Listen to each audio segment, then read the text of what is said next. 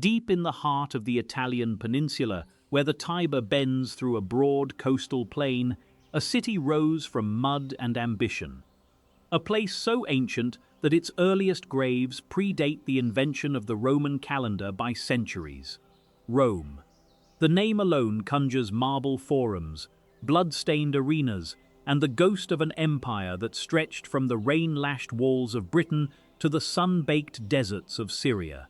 Yet for all its glory, Rome is a study in contradictions. A republic that gave birth to dictators, a capital of pagan gods that became the throne of Christendom, a metropolis of 1,000,000 souls that shrank to a village, then swelled again to claim the world's attention. It survived annihilation by Gauls, humiliation by Hannibal, and the slow rot of its own moral decay. It fell, not with a bang, but with a whimper that echoed through centuries, and then it rose again, reinvented by popes, artists, and dreamers. The story of this city is the autobiography of the West itself, written in blood, marble, and relentless human will. This is the history of Rome. Before we step into that eternal past, please take a moment to subscribe to this channel. Your support lets us keep digging into history's layers, and there are countless more cities and eras waiting to be uncovered. Picture the Italian peninsula around 1000 BC. The Tiber River winds through a patchwork of volcanic hills and dense oak forests, carrying silt from the Apennines to the Tyrrhenian Sea. Along its eastern bank, 7 modest elevations rise above the floodplain: the Palatine, the Aventine, the Capitoline, the Quirinal, the Viminal, the Esquiline, and the Caelian. On the Palatine, early Latins lived in wattle and daub huts with thatched roofs, their lives revolving around wheat farming, sheep herding, and local trade. The river provided fish, water, and a highway for commerce, while the hills offered natural defenses against raiders. Archaeological excavations have uncovered fragments of handmade pottery, bronze cloakpins, and charred grain, evidence of a subsistence society slowly finding its feet. The remains of these early huts, post holes cut into the bedrock, can still be seen on the Palatine today, a tangible connection to the city's humblest origins. But the Latins were not alone. To the north and west, stretching from the Arno to the Tiber, lay the Etruscan civilization, a sophisticated, urbanized people whose origins remain a subject of scholarly debate. They built stone cities with grid-planned streets, monumental temples, and elaborate drainage systems that turned marshes into productive farmland. Etruscan artisans worked iron and bronze with extraordinary skill, and their merchants sailed the Mediterranean, trading with Greeks, Phoenicians, and Egyptians.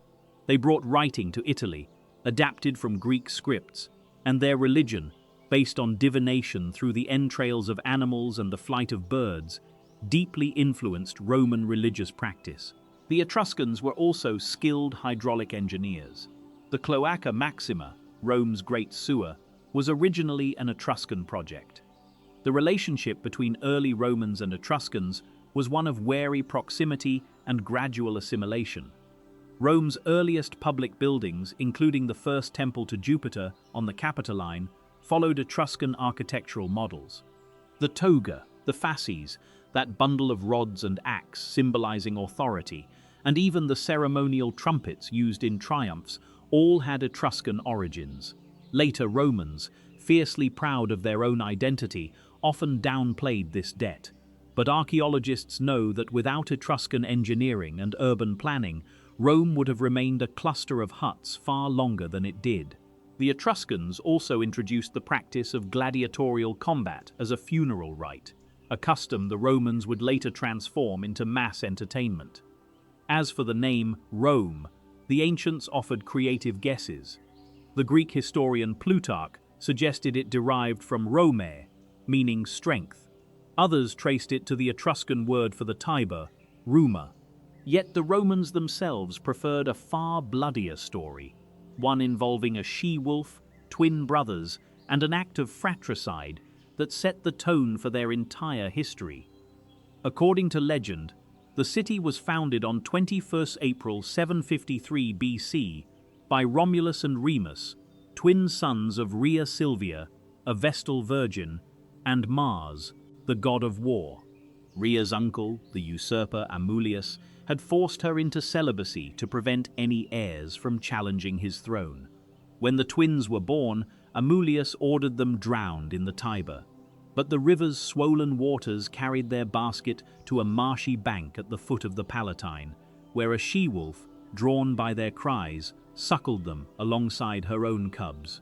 A shepherd named Faustulus eventually found the boys and raised them with his wife. The grotto where the wolf supposedly nursed them, the Lupercal, was later venerated by the Romans and decorated with marble reliefs. The twins grew into natural leaders, rallying shepherds and outlaws to their cause. When they learned their true parentage, they overthrew Amulius and restored their grandfather to power. Then they set out to found a new city on the spot where they had been saved. A quarrel erupted. Romulus favored the Palatine Hill, while Remus preferred the Aventine. They agreed to let the gods decide through augury, observing the flight of birds. Romulus saw 12 vultures, Remus saw only 6. Yet Remus refused to accept the verdict, and in the fight that followed, Romulus struck him dead. The first stone of Rome was laid over a brother's blood. This story is more than a myth. It is a national charter. It explains Rome's martial character, its connection to the wild, and its acceptance of violence as a creative force. The Romans celebrated this foundation annually with festivals, and the she-wolf became the city's enduring emblem. A bronze statue of the creature, though now believed to be medieval, still guards the Capitoline. Romulus, according to tradition, also established the Senate, a patrician class, and a military structure based on tribes. He created an asylum on the Capitoline, where outcasts could seek refuge, swelling the population with desperate men. To secure wives, he orchestrated the abduction of Sabine women during a festival, a brutal episode later romanticized in Renaissance paintings. The Sabine women eventually reconciled their Roman husbands with their Sabine fathers, and Rome gained a powerful ally. Once again, violence and compromise worked hand in hand. 7 kings followed Romulus, blending history and myth. Numa Pompilius, a pious Sabine, reorganized Roman religion, establishing the Vestal Virgins, the Flamines, priests of specific gods, and the office of Pontifex Maximus, the chief priest. He divided the calendar into 12 lunar months and added rituals for every public occasion, proving that Rome could thrive without constant warfare. Tullus Hostilius reversed course, waging aggressive wars against Alba Longa, and resolved one conflict through the famous duel of the Horatii and Curiatii, 3 Roman brothers against 3 Alban brothers. The Romans won, but Tullus's arrogance offended the gods, and he died when lightning struck his house. Ancus Marcius, Numa's grandson, built the first wooden bridge across the Tiber, founded the port of Ostia at the river's mouth, and conquered several Latin towns, expanding Rome's territory to the sea. The remains of Ostia's ancient warehouses and docks can still be explored today. Then came the Etruscan dynasty. Tarquinius Priscus, an immigrant from the Etruscan city of Tarquinii, became king through charisma and wealth. He drained the Forum's marshes, built the Circus Maximus for chariot racing, and began the great temple to Jupiter Optimus Maximus on the Capitoline, a structure that would dominate the skyline for centuries, its terracotta statues and painted decoration making it one of the most impressive buildings in Italy. Servius Tullius, his successor, transformed Roman society. He replaced the old tribal system with a census-based classification, dividing citizens into 5 classes according to their property. This reform created the Comitia Centuriata, an assembly where votes were weighted by wealth, ensuring the rich had the final say. He also built the Servian Wall, enclosing all 7 hills, a defensive ring whose massive tufa blocks can still be traced today in sections near the Termini train station.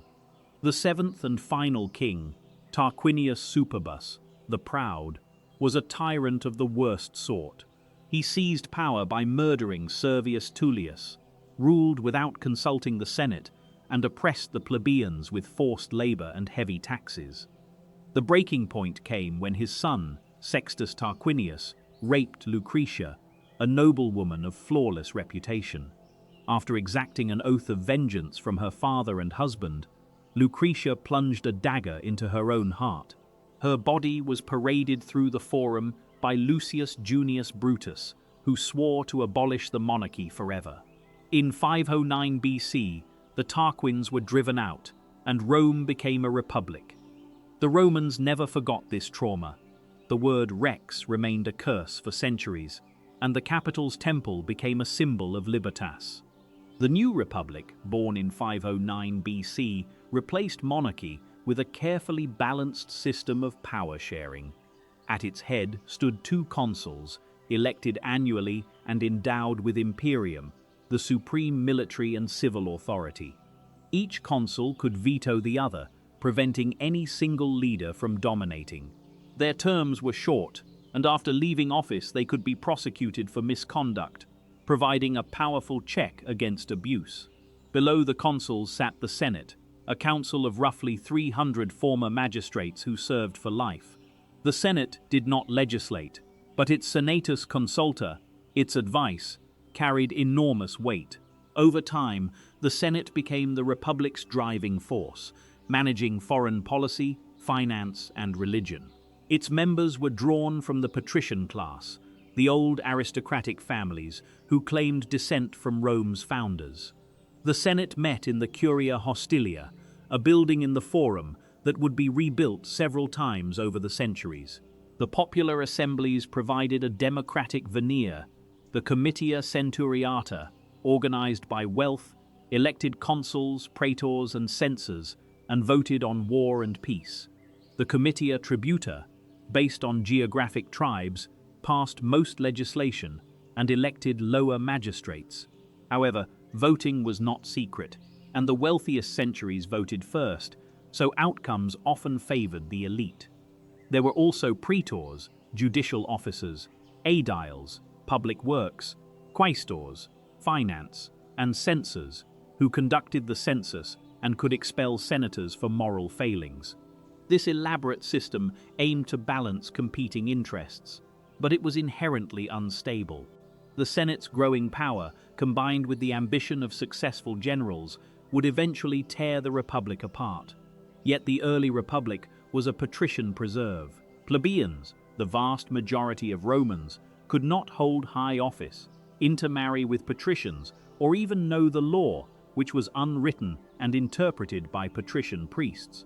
They served in the army and paid taxes, but they had no say in how the spoils of war were distributed. Resentment festered until, in 494 BC, the plebeians marched en masse to the Sacred Mount, a hill about 3 miles outside the city. They refused to fight or work until their grievances were redressed. This secessio plebis, the first general strike in recorded history, forced the patricians to negotiate. The result was the creation of the tribune of the plebs, an office whose holders were elected by the plebeians and were sacrosanct. Anyone who harmed a tribune could be killed without trial, and his house was declared inviolable. The tribunes could veto any act of a magistrate, propose legislation, and even convene the Senate. This was a revolutionary check on aristocratic power. Over the next 2 centuries, the plebeians used this tool to win a series of reforms. The 12 Tables, 451 to 450 BC, published Roman law on bronze tablets for all to see, ending secret patrician interpretations and establishing the principle of equality before the law. These laws were posted in the Forum, where citizens could read them, and they covered everything from property rights to criminal procedure. The Lex Canulea, 445 BC, legalized intermarriage between patricians and plebeians, breaking the social barrier. The Licinio-Sextian laws, 367 BC, opened the consulship to plebeians, and the Lex Hortensia, 287 BC, made plebiscites binding on all Romans, effectively giving the plebeian assembly full legislative power. By the mid-3rd century BC, Rome had evolved into a mixed constitution, aristocratic Senate, democratic assemblies, and quasi-monarchical consuls. The Greek historian Polybius admired this balance, arguing that it prevented any single element from overwhelming the others. He noted that the consuls provided leadership, the Senate provided wisdom, and the people provided legitimacy, a triad that made Rome almost invincible. But he also warned that Rome's success depended on its citizens' virtue and discipline. That virtue would soon be severely tested by the coming wars, as Rome transformed from a regional power into the master of Italy. Even as internal tensions simmered, Rome's legions expanded relentlessly across the Italian peninsula. The conquest was methodical and shrewd. First, Rome subjugated its Latin neighbors, dissolving the Latin League in 338 BC and incorporating its members as allies or full citizens. The Romans were generous to the defeated. Conquered peoples kept local government, paid no tribute, and received a share of war booty. But they had to supply troops for Rome's armies. This system, known as the socii, created a vast pool of loyal soldiers and turned former enemies into stakeholders in Roman success. Latin colonies were founded throughout Italy, serving as garrisons and centers of Roman culture, their grid-planned streets and public buildings spreading the Roman way of life. The Samnites, a hardy mountain people of central Italy, resisted Roman expansion for decades. The three Samnite Wars, 343 to 290 BC, were brutal campaigns fought in rugged terrain, where ambushes and sieges were common. The Romans adapted their tactics, evolving from the rigid phalanx to the more flexible manipular legion, a formation of smaller units called maniples that could operate independently on broken ground. The pilum, a heavy javelin designed to pierce shields, became a standard weapon, and the gladius, a short stabbing sword, replaced longer blades for close combat. At the Battle of Sentinum in 295 BC, a coalition of Samnites, Etruscans, and Gauls was crushed, cementing Roman dominance over central Italy. The Via Appia, Rome's first major road, was built during this period to connect Rome to the south, its straight stone paving still visible today. The Greek cities of the south, wealthy and culturally sophisticated, looked to Pyrrhus of Epirus for help. Pyrrhus was a brilliant general who brought war elephants to Italy, a sight that terrified the Romans at first.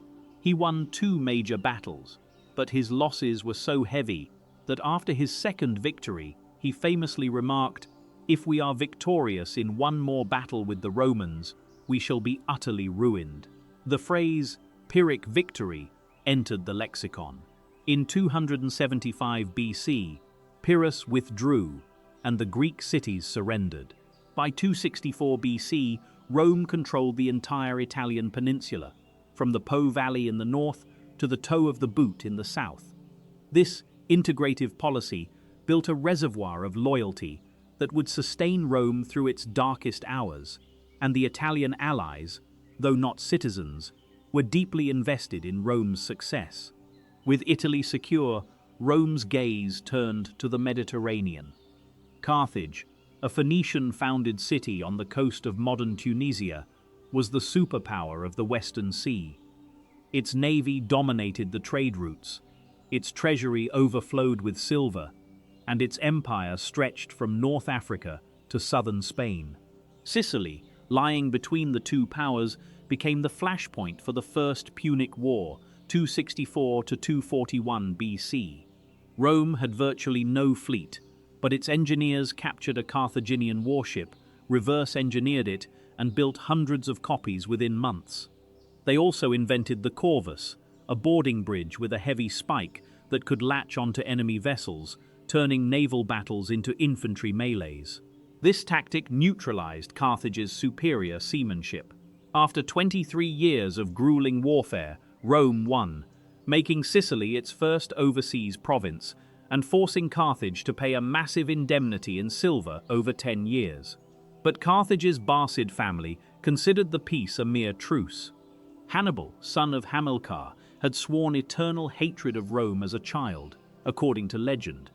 In 218 BC, he executed one of history's most audacious maneuvers, marching an army, including dozens of war elephants, from Spain, across the Pyrenees, through Gaul, and over the Alps in the dead of winter. Snowstorms, avalanches, and hostile tribes reduced his force from perhaps 50,000 to about 26,000, but he emerged into northern Italy with battle-hardened veterans. The elephants, most of which perished, became a symbol of his daring, and the route he took through the mountains is still debated by historians today. Over the next 3 years, Hannibal annihilated Roman armies at the Trebia, Lake Trasimene, and finally at Cannae on the 2 August 216 BC. There, his outnumbered forces, about 50,000, encircled a Roman army of nearly 80,000 and slaughtered between 50,000 and 70,000 in a single afternoon. The Senate reportedly collected 3 bushels of gold rings from the fingers of dead patricians, a grim tally of the nobility's losses. Panic gripped Rome. The state was reduced to arming slaves and convicts. Yet the Senate forbade even discussing surrender, a decision that may have saved the Republic. They adopted the strategy of Fabius Maximus, nicknamed the Delayer. Fabius shadowed Hannibal, cutting his supply lines and avoiding open battle, a tactic that frustrated the Romans but saved their army. His cautious approach was ridiculed by some, but it proved effective. Hannibal roamed Italy for 15 years, winning skirmishes but never taking Rome itself. He couldn't finish the war because Rome refused to negotiate, and his Italian allies gradually fell away. Meanwhile, a young general named Scipio, later Africanus, studied Hannibal's tactics and proposed a bold counterstroke: invade North Africa and threaten Carthage directly. In 202 BC, at the Battle of Zama, Scipio's veteran legions defeated Hannibal on his home ground. Scipio had learned well. He used his cavalry to neutralize Hannibal's elephants and turned the Carthaginian infantry's own formation against them. Carthage surrendered, ceding all overseas territories, its navy, and its independence. The Third Punic War, 149 to 146 BC, was pure vindictiveness. Rome besieged Carthage for 3 years, finally breaching its walls. The inhabitants were sold into slavery, the buildings razed, and the ground allegedly sown with salt, though modern historians doubt this. Rome's sole rival was erased, and Roman dominance of the Mediterranean was absolute. Victory brought wealth, slaves, and territory, but it also destabilized the Republic. The patrician elite grew fabulously rich, buying up vast estates, latifundia, worked by slave labor. Small farmers, who had served in the wars, returned to find their farms mortgaged or sold. They drifted to Rome, swelling the urban poor who lived in insulae, rickety tenements that often collapsed or caught fire.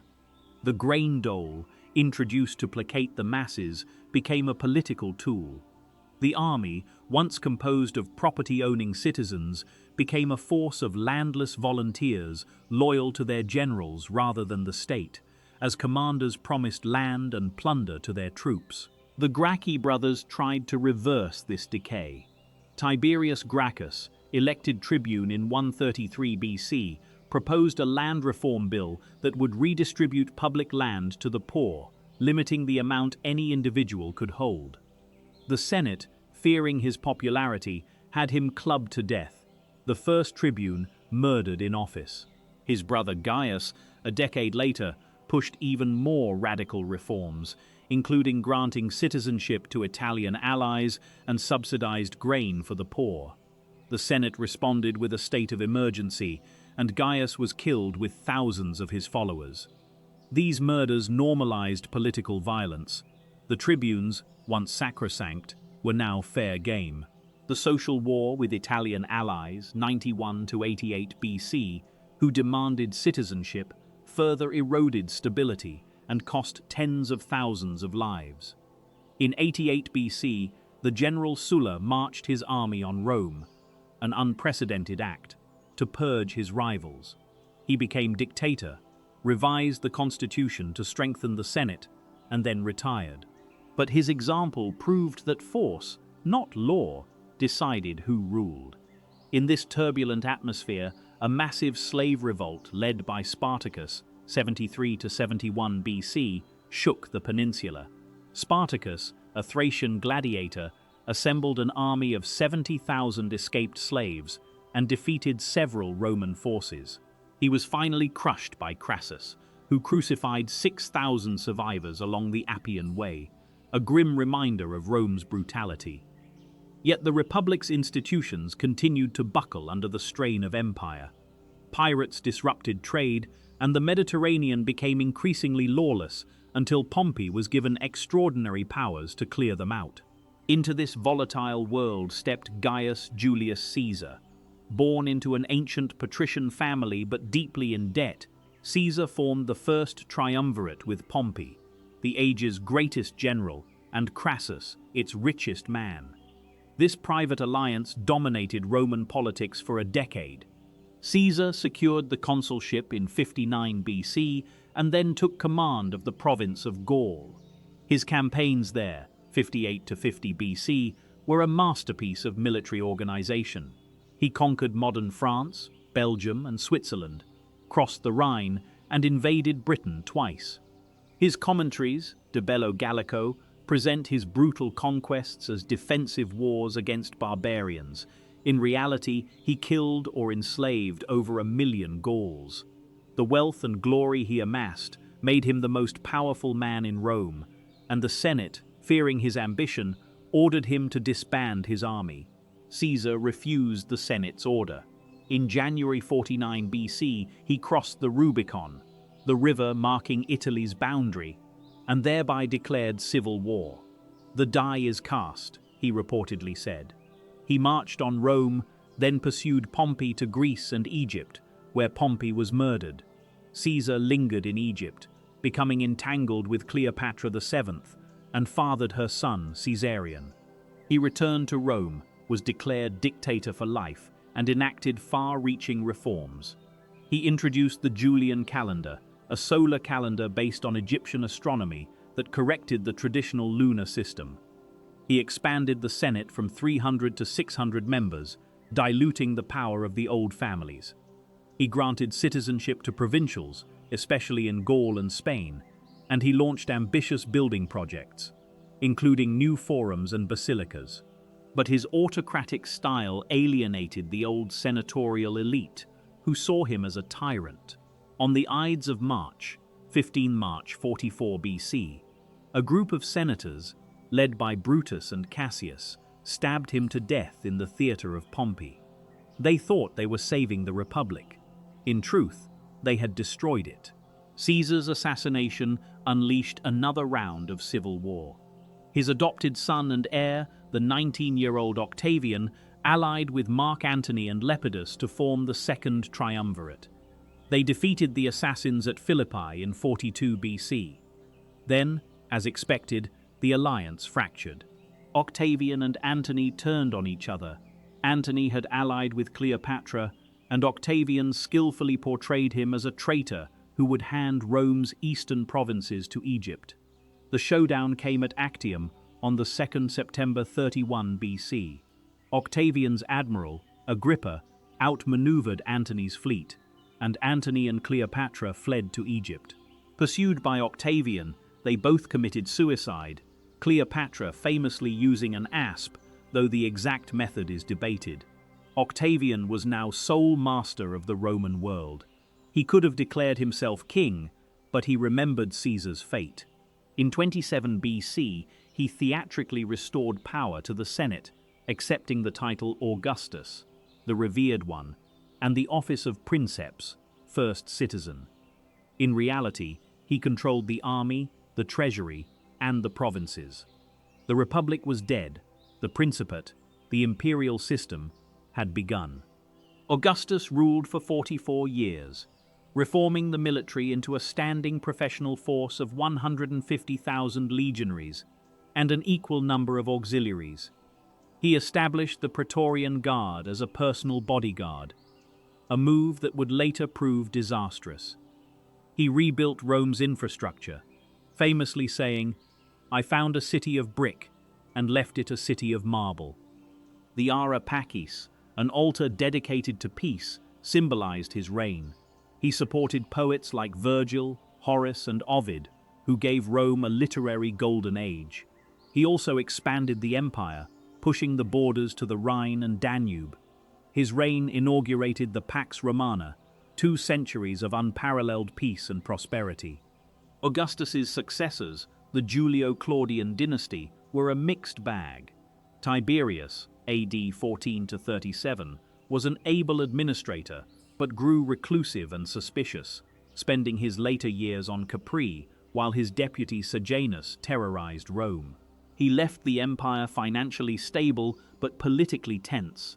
His death brought Caligula to the throne, a crazed spender who squandered the treasury, claimed divinity, and made his horse a senator. The Praetorians assassinated him in AD 41. Claudius, his uncle, was dismissed as a stammering fool, but proved unexpectedly effective. He conquered Britain, building a permanent presence that would last 4 centuries. He built new aqueducts, including the Aqua Claudia, and he extended citizenship to provincials, especially in Gaul. He also reformed the judiciary, though his wife Agrippina poisoned him to make way for Nero. Nero began with promise, but descended into vanity and cruelty. The Great Fire of AD 64 destroyed 2/3 of Rome. While Nero may not have started it, he used the cleared land to build the Domus Aurea, a lavish palace with a colossal statue of himself and an artificial lake. He also persecuted Christians as scapegoats, including the executions of Peter and Paul. When the army revolted, Nero fled and committed suicide, AD 68, allegedly crying, "What an artist dies in me." The year AD 69 saw 4 emperors in succession: Galba, Otho, Vitellius, and finally Vespasian, who founded the Flavian dynasty. Vespasian restored solvency, demolished Nero's palace, and began the Colosseum. His son Titus completed it in AD 80, dedicating it with 100 days of spectacular games.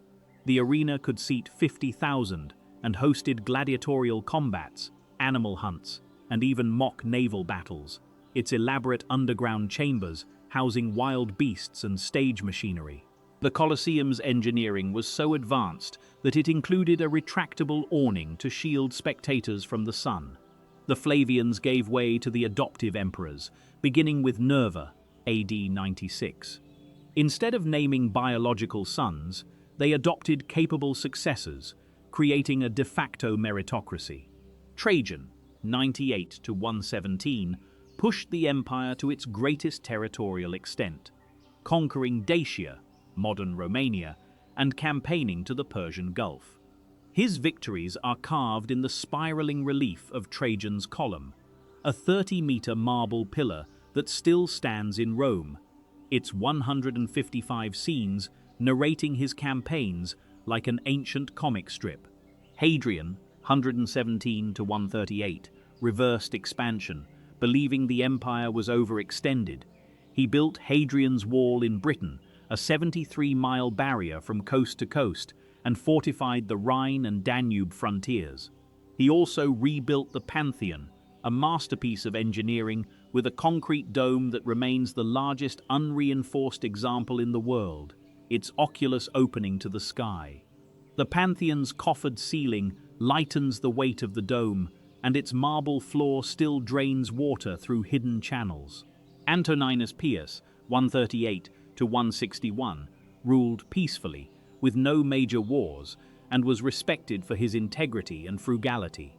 Marcus Aurelius, 161 to 180, was the philosopher-emperor whose Meditations, a Stoic diary written in camp during his wars against the Marcomanni, still inspires readers today. His fatal mistake was appointing his biological son Commodus as successor. Commodus was vain, erratic, and renamed Rome after himself. He fancied himself a gladiator and fought in the arena. He was strangled in his bath in AD 192, ending the Golden Age and plunging the empire into chaos. Commodus's assassination triggered a half-century of chaos. Between 235 and 284 AD, over 20 emperors ruled, most of them military usurpers who were killed within months. The crisis of the 3rd century saw barbarian tribes pour across the Rhine and Danube. The Sassanid Persians captured Emperor Valerian in 260 AD, a humiliation unprecedented in Roman history, and the empire fractured into breakaway Gallic and Palmyrene states, which ruled independently for a decade. Plague, the plague of Cyprian, killed thousands daily, while inflation gutted the economy as the coinage was debased, with the silver content of the denarius falling to almost zero. Cities shrank, trade faltered, and the population declined. Yet the army, increasingly filled by barbarian recruits, remained loyal to the idea of Rome. Diocletian, 284 to 305, finally restored order. A former cavalryman of humble origins, he was a brilliant organizer. He divided the empire into 4 administrative regions under the Tetrarchy, rule of 4, with 2 senior emperors, Augusti, and 2 junior colleagues, Caesars, each with clearly defined territories.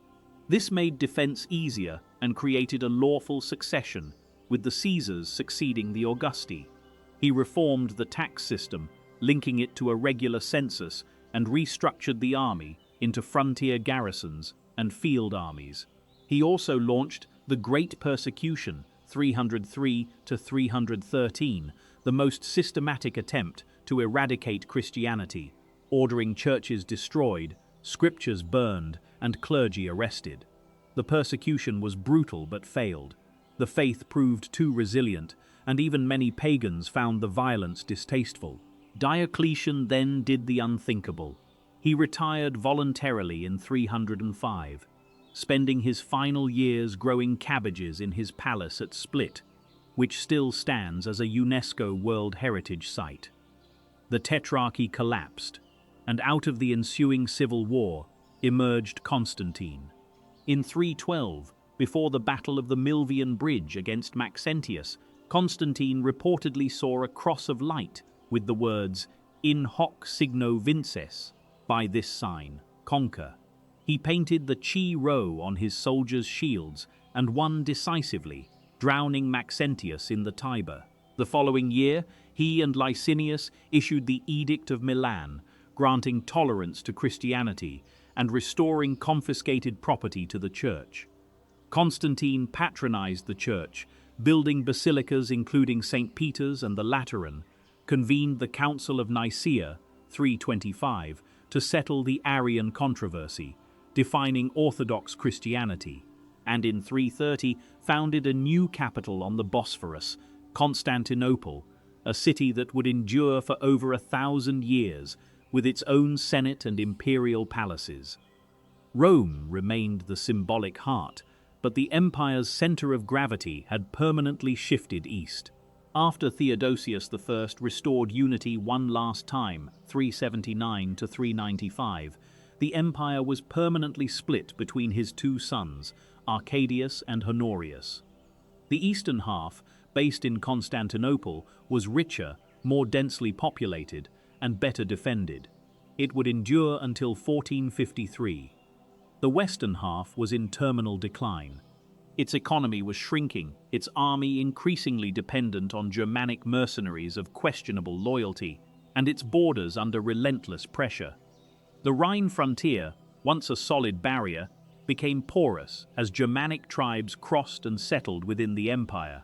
In 376, the Goths, fleeing the Huns from the steppes of Central Asia, crossed the Danube and were mistreated by Roman officials, sparking a rebellion. At Adrianople in 378, they destroyed a Roman army and killed Emperor Valens, a defeat that shook the empire's confidence and forced the Romans to make peace on unfavorable terms. The Goths were eventually settled as allies, but they remained a destabilizing presence. In 410, the Visigoths under Alaric sacked Rome, the first time the city had fallen to an external enemy in 800 years. The shock was immense. St. Jerome wrote from Bethlehem, "The city which had taken the whole world was itself taken." The Vandals, crossing from Gaul to Spain to North Africa, seized Carthage in 439, cutting off Rome's grain supply and further weakening the Western economy. Attila the Hun, the scourge of God, invaded Gaul in 451, but was turned back by a coalition of Romans and Visigoths at the Catalonian plains. He threatened Italy the next year, but a combination of plague, starvation, and diplomatic intervention, including a famous meeting with Pope Leo I, who persuaded him to withdraw, saved the peninsula. The empire survived, but its resources were exhausted. The last Western emperor, Romulus Augustulus, a teenager whose name ironically combined Rome's founder and its greatest emperor, was deposed in 476 by the Germanic chieftain Odoacer. Odoacer sent the imperial regalia to Constantinople and ruled Italy as king. The Western Roman Empire was over, not with a dramatic collapse, but with a quiet bureaucratic transfer. For ordinary Romans, life continued under new masters. The fall was a process, not a single event, and Roman culture persisted in adapted forms. Odoacer's kingdom gave way to the Ostrogothic kingdom, 493 to 553, which preserved many Roman institutions and maintained the aqueducts. Theoderic the Great, an Arian Christian, ruled from Ravenna but respected Rome's Senate. But Justinian's Gothic War, 535 to 554, devastated Italy. Rome changed hands 5 times, its aqueducts were cut, and its population plummeted from 100,000 to perhaps 30,000. In this vacuum, the popes emerged as the city's de facto rulers. Pope Gregory the Great, 590 to 604, organized food relief, negotiated with the Lombard invaders, and sent missionaries to convert the Anglo-Saxons, a mission that would have profound long-term effects. By the 8th century, the papacy was a temporal power governing the papal states, its authority recognized by the Frankish kings. Yet medieval Rome was a shadow of its former self. Saracen raiders sacked St. Peter's in 846, prompting the construction of the Leonine Walls. The ancient monuments were quarried for lime to build new structures, and the Forum became a cow pasture known as the Campo Vaccino. The Colosseum lost its marble, and its decaying shell was used as a fortress by noble families like the Frangipani. The Renaissance transformed the city. Popes like Nicholas V, Sixtus IV, and Julius II rebuilt Rome as a Christian capital to rival the glory of antiquity. Sixtus commissioned the Sistine Chapel, enlisting Botticelli, Perugino, and Ghirlandaio to paint its walls. Julius II laid the cornerstone for the new St. Peter's, designed by Bramante, and hired Michelangelo to paint the chapel's ceiling. A 4-year labor of backbreaking work on scaffolding that yielded one of humanity's greatest masterpieces, completed in 1512. Raphael's frescoes in the Vatican stanze also date from this golden era, including the famous School of Athens. The 1527 sack of Rome by Charles V's troops temporarily halted progress, but the Counter-Reformation spurred a new wave of building as the Church sought to reassert its authority. In the 17th century, Pope Urban VIII made Gian Lorenzo Bernini the city's artistic director. Bernini's colonnade at St. Peter's Square, shaped like 2 embracing arms, his Fountain of the 4 Rivers in Piazza Navona, and his baldacchino inside the basilica defined the Baroque style. His rival, Francesco Borromini, brought daring geometry to churches like Sant'Ivo alla Sapienza with its spiral lantern. Caravaggio revolutionized painting with his dramatic use of light and shadow, though his realism often scandalized the church. The 18th century made Rome the terminal of the Grand Tour. Wealthy young aristocrats, especially from Britain, flocked to sketch ruins, buy antiquities, and commission portraits from painters like Pompeo Batoni. This cultural pilgrimage spread Rome's visual language across Europe and America. The neoclassical architecture of London, Paris, and Washington, D.C. traces directly to what grand tourists sketched in Rome. The 19th century brought the Risorgimento, the movement for Italian unification. In 1870, Italian troops breached the Aurelian walls at Porta Pia, and Rome became the capital of the new Kingdom of Italy. The Pope retreated to the Vatican, declaring himself a prisoner in the Vatican, a standoff resolved by the Lateran Treaty of 1929, which recognized Vatican City as an independent state.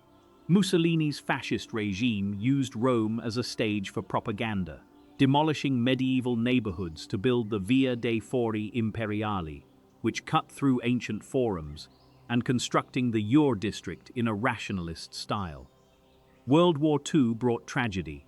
The 1943 bombing of the San Lorenzo district killed thousands, but Allied forces liberated the city on 4 June 1944, 2 days before D-Day. Post-war Rome boomed. The economic miracle of the 1950s and 60s brought prosperity, and Cinecittà Studios produced iconic films like Roman Holiday and La Dolce Vita, projecting Rome's glamour worldwide. The city hosted the 1960 Olympic Games, showcasing its modern infrastructure alongside its ancient heritage. Rome is not merely a city, it is a living archive. Each stone tells a story, each piazza holds a memory. From a handful of huts to a world-spanning empire, from medieval decay to Renaissance glory, from fascist bombast to vibrant modernity, Rome has reinvented itself again and again. It gave us the rule of law, the Latin tongue, and the revolutionary idea that ordinary people could challenge power through institutions. It gave us Stoic wisdom and Christian compassion, but also tyranny, slavery, and brutal spectacle. It is a reminder that greatness and cruelty are often two sides of the same coin. Stand in the Forum today, and you can almost hear Cicero's speeches and the tramp of legionaries. Look up at the Pantheon's dome, still the world's largest unreinforced concrete vault, and feel the weight of 2,000 years. Rome's story is our story, a saga of ambition, collapse, and resurrection. It asks us, how do we build a future when our past is so heavy? The Romans left no easy answers, but they left an eternal legacy. Since you are still here, perhaps you would like to check my other videos. The last video was about the history of Mexico. Don't forget to like, subscribe, and leave a comment below. Until next time,